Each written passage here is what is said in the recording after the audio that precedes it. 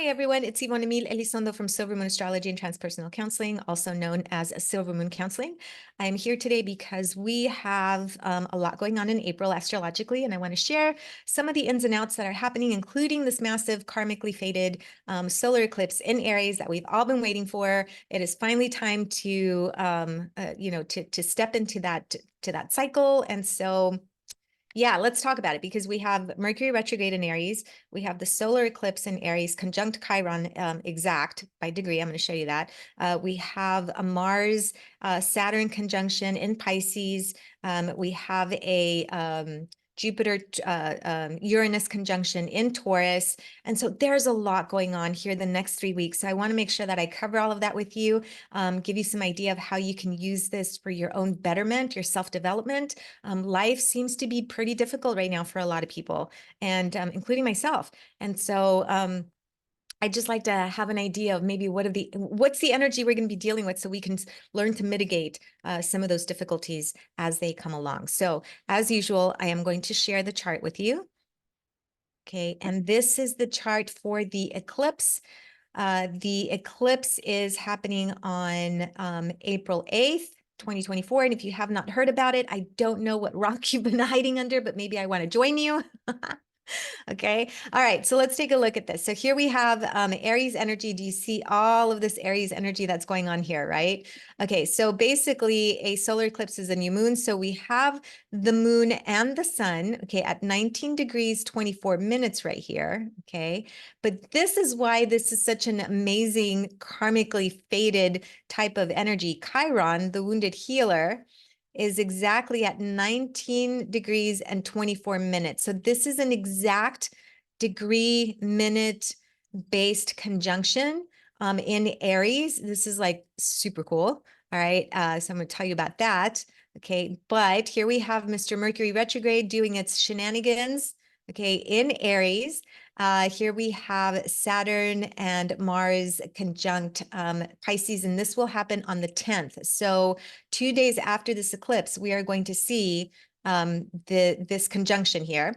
And then we have the conjunction of Jupiter and Uranus that happens every 14 years This time it happens to be in Taurus.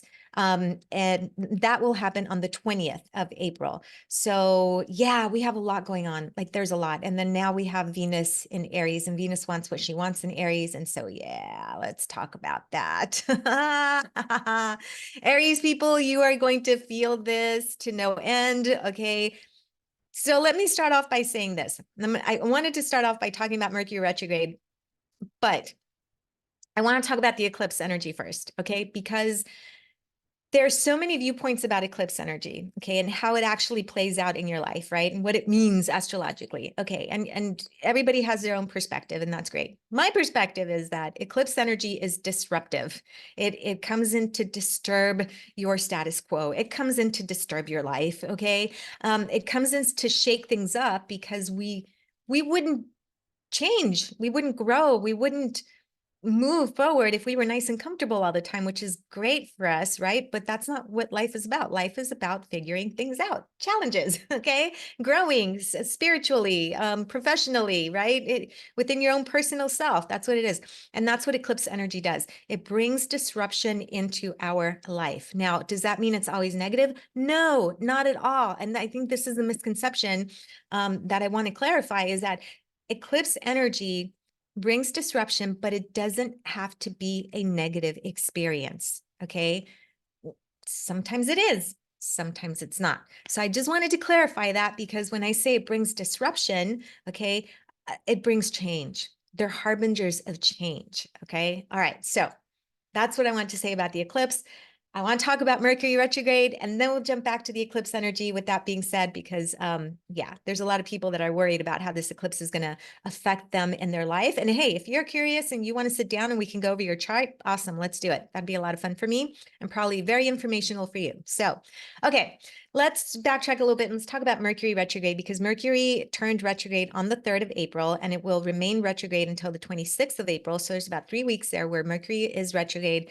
And we all know the retrograde, stuff, right? The redoing, reanalyzing, rethinking, reconsidering. Why? Because there's delays, there's disruptions, there's miscommunications, misperceptions. Okay. lack of logical, rational thinking sometimes. Okay, that all pertains to Mercury. Mercury is the communicator of the sky. It brings messages, it sends messages, it transports people, places, ideas, words, things, okay, from one place to another.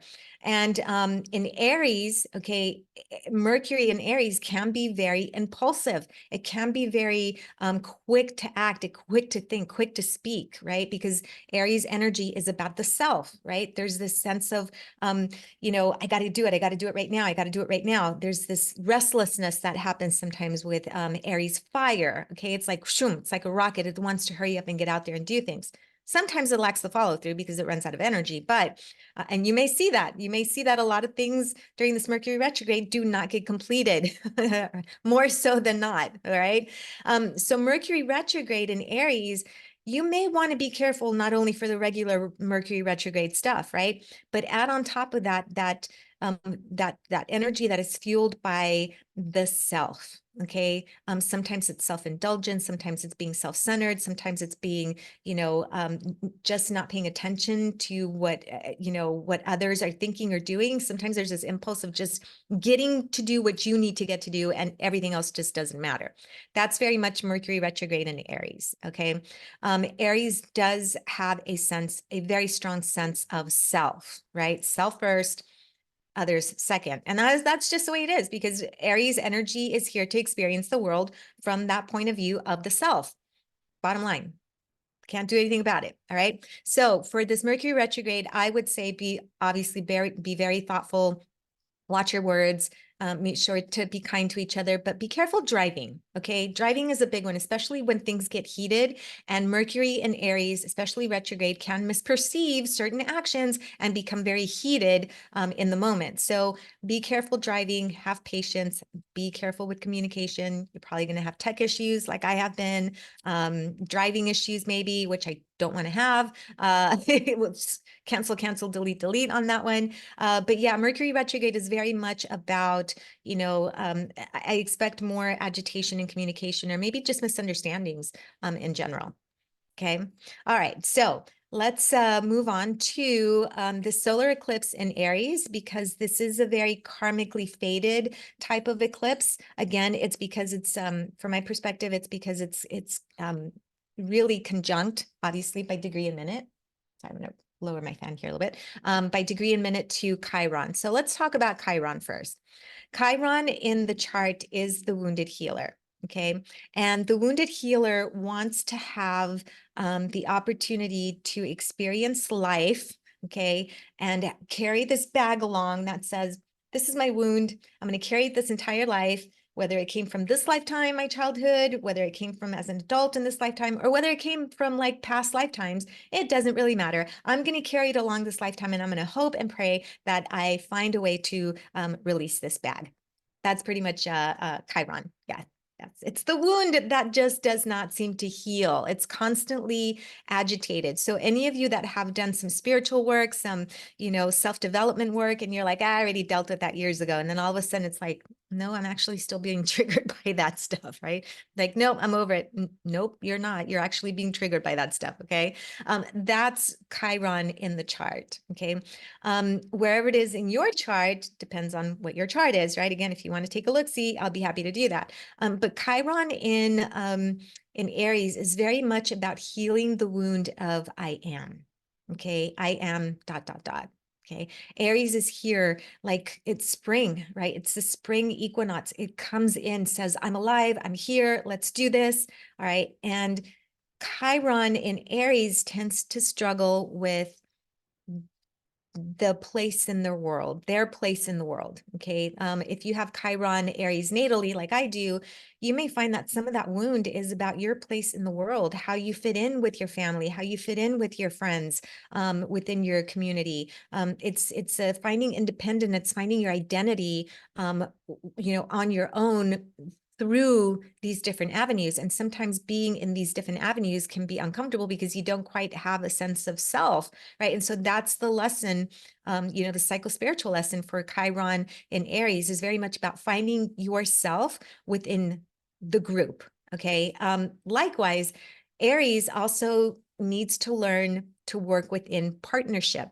Okay, so sometimes the wound is about learning that, hey, I'm independent. This is great. I'm all awesome by myself. But how do I work with other people? How do I allow myself to be vulnerable? How do I allow myself to, open my heart and bring that sense of community in to my life?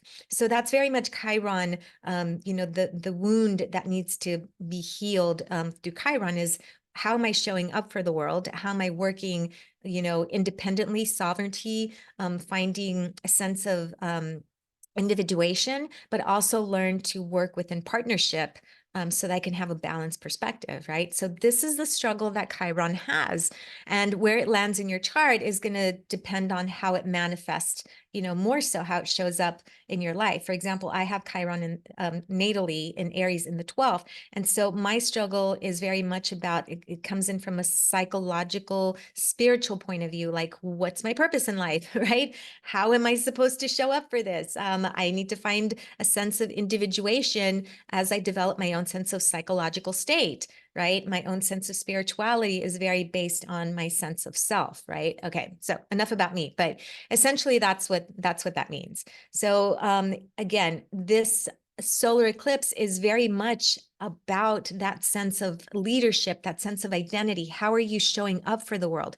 How are you integrating and assimilating to the people around you? Okay, this Chiron Aries solar eclipse is about leadership, most and for me anyways, okay, because Aries is the leader, right? It's a little different than Leo energy. Leo's still fire, and it's a leadership energy, but Aries for me, it's like independence, individuality. How am I taking control of my life, and what am I going to do with it? There we go. Okay. Those of you that have Aries energy are probably going to feel this. No, not probably. You're going to feel this the most, obviously, because this is happening in Aries. So if you have Aries sun, Aries moon, or Aries rising, you're going to feel this more so than anybody else. But cardinal signs are also going to feel this. Secondary is going to be Libra. Okay. And then third is going to be Capricorn and Cancer. So if anybody has planets within 17 degrees to about 22, 23 degrees in those cardinal signs, you're going to feel this energy the most. Okay. Now, yay, lucky for me, I have moon, sun, and Venus in 17 degrees of, yeah, so we're good luck, Yvonne. Anyhow, again, this doesn't have to be a negative thing, right? This just means that there's going to be change again, okay? And we just have to learn to find our sense of individuation, leadership, okay, sense of self-authority, okay, is also something that can, manifest during this eclipse. External, let me backtrack.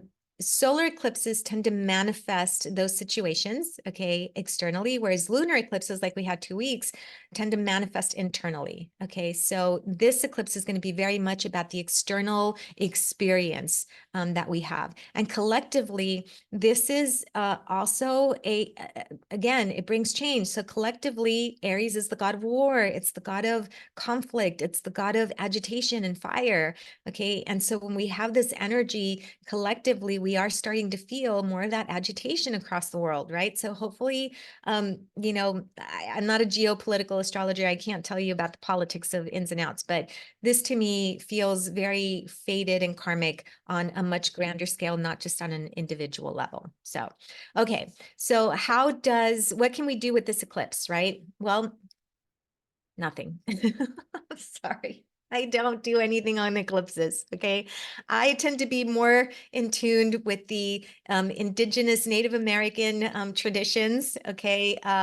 We do not step outside during an eclipse, okay? Do I have my glasses? Yes, I'm hoping I can watch it through the window, but okay, they just don't, okay? There's a reverence that is paid to an eclipse because it is a disruptive energy, right?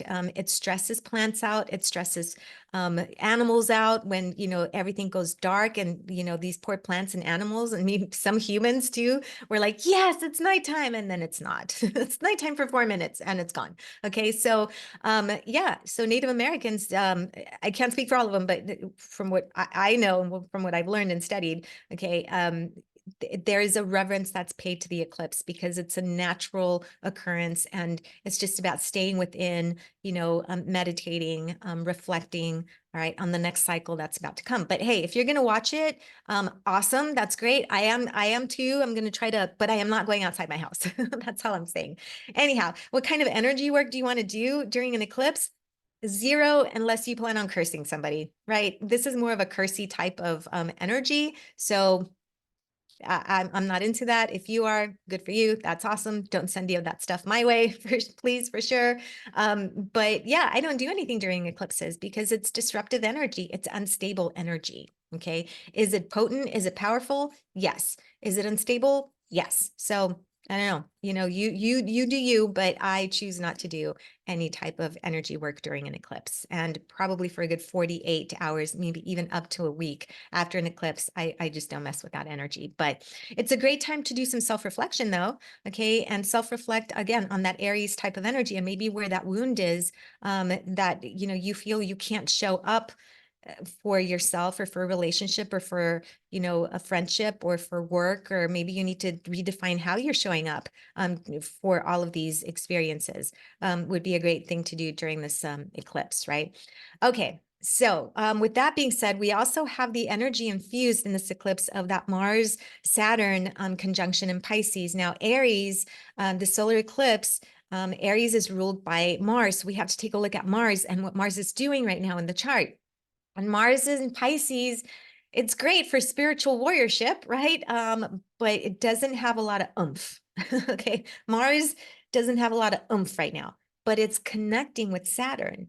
Okay. And these are the two malefic planets. These are the two planets that cause more difficulties and challenges. And so these two meeting together, even if they're in Pisces, can infuse this eclipse with more of that energy involving water. So maybe some water issues might come up, okay? Plumbing issues, water issues. We know we already have, unfortunately, boat issues, running into bridges and so forth. So poisoning of water or toxic water issues can also come up during this time period, because Pisces is water and these two malefic planets are in the water sign. Now, the one aspect that I would say, because Mars is in Pisces and it's not a fire element, it's a water element, if you hone this energy really well, then Mars and Saturn could potentially be a time to get really focused.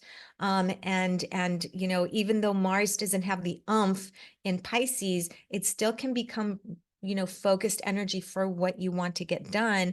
Just know that, it may take a little bit more time to get that plan in action. Okay. And then we also want to look at Jupiter and Taurus, conjunct Uranus in Taurus on the 20th. Again, that's a really important conjunction as well. We've been waiting this for a couple of years, for about a year, because Jupiter ingressed into Taurus last year. But anyhow, so this energy is very much about expanding, the expansion of unique themes, ideas. Okay, Uranus is very much about the eccentricity. It represents technology. It's about doing things differently, shaking things up, sudden changes that we don't expect. In Taurus, it represents earth, finances, okay, food, things that are comfortable for us, okay, our environment, right? So we may see with Jupiter and Uranus conjunction, Jupiter, whatever it touches, it makes things bigger, right? It emphasizes them. And in Taurus is very much about the experience of the quality of your life, okay? But it's also, Taurus is also represents Earth, so we can see more volcanic, eruptions, some, earthquakes that may happen, okay? So personally, what this means, right, is that there is going to be an opportunity to experience change, okay? And change, again, sometimes isn't very comfortable for people, especially in Taurus, because Taurus is a fixed sign and it doesn't like change. It will not change. Taurus rising here, not changing anytime soon. So, well, at least not by force. Just kidding. Life is all about change. It's all about growth, isn't it? It just, when does it stop? That's that Chiron. When does it stop? Anyhow, yeah, so that's pretty much it, y'all. This is, take the time right now to really evaluate how you want to show up for the world, because that is Aries energy. It shows up. Okay. It doesn't, It doesn't stop to think how it shows up sometimes. Could be good, could not be good sometimes, right? Just kind of depends on the situation. But think about how you want to show up for your friends, for your family, for yourself, finding your sense of individuation, your sense of wonderment, right? There's this curiosity about Aries energy. It doesn't ask for permission. It asks for forgiveness, right? And sometimes it doesn't even do that. It doesn't take the time to like sit down and really reconsider all of the potential risks. And sometimes there's this loveliness to that. I think that especially coming from an earth sign, all earth here, that thinks about everything before I actually do it. And then my ADHD kicks in and that goes out the door. So, but anyhow, take the time to really think about how you want to show up for you, how you want to show up for your family, how you want to show up for the world. And that's what I would say. If that's what you're going to do on this eclipse, by all means, please do it. All right, everyone, if you want to learn more about your astrology, you can find me at silvermooncounseling.org, silvermooncounseling.org, and that is it. I am out of here. I hope everyone enjoys the solar eclipse. Please be careful. Remember to take care of your eyes and be kind to one another and be careful driving because we are in Mercury retrograde. And okay, I'm done. That's it. All right, everyone, take care. Blessed be.